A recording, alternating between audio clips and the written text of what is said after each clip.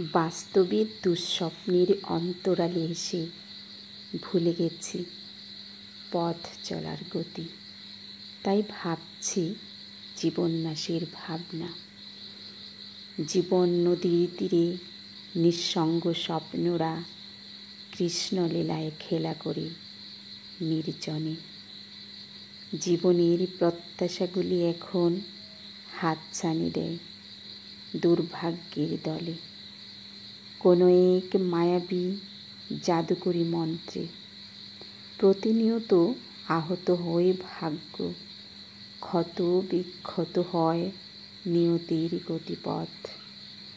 মস্তিষ্কের নির্গত অমূল্য রত্ন দুর্বাঘাসের শিশির বিন্দুর ন্যায় উত্তাপে বিলীন হয় অবিরহ।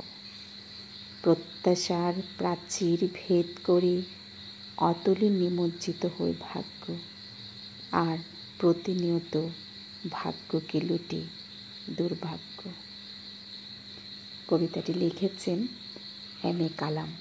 কবিতার নাম নিয়তির গতিপথ।